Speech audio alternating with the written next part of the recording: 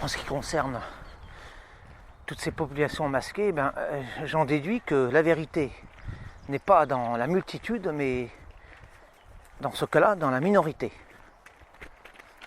Parce que là, j'ai la preuve que l'argument du fait que la majorité adopte telle ou telle mœurs n'est pas valable dans ce cas-là.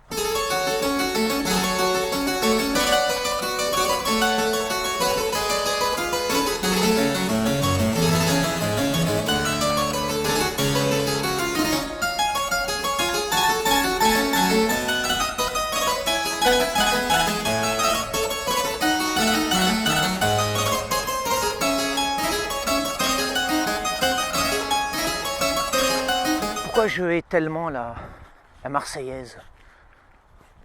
Alors on peut très bien être patriote, tout en justifiant cette haine de ce chant, qui est en fait un chant d'abord belliqueux, ensuite déicide, régicide, et même gauchiste. Puisque la Marseillaise, tout simplement, elle est née de l'émergence du gauchisme, de la Révolution.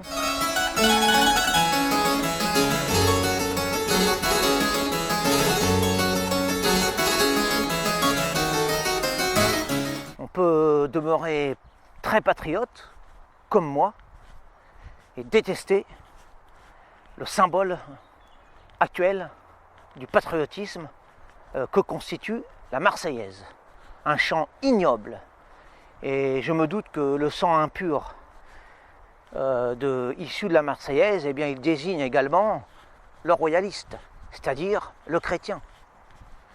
Et c'est même un chant antichrétien, par essence, par nature, puisque c'est un chant régicide. C'est un chant qui est né de cette saloperie de la Révolution.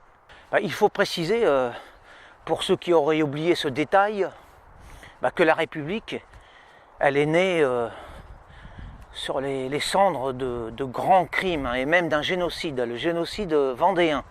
Elle est née sur des montagnes de cadavres. Bon, ça fait toujours mal de rappeler ça aux républicains qui veulent toujours oublier ce détail, je le répète. Mais il est bon de le rappeler quand même, il est bon. Parce que tous ceux qui... Il y a beaucoup de gens de gauche qui aiment à rappeler justement les menues injustices de telle ou telle minorité, etc. Mais ça, cette montagne de meurtres, cette abomination que constitue le massacre vendéen, il passe ça facilement sous silence. Vive le roi, mort à la République. Et puis pour tous les ignorants, les irresponsables, en fait ceux qui acclament la République sans savoir, tout simplement parce qu'ils ont baigné dedans, nous leur pardonnons.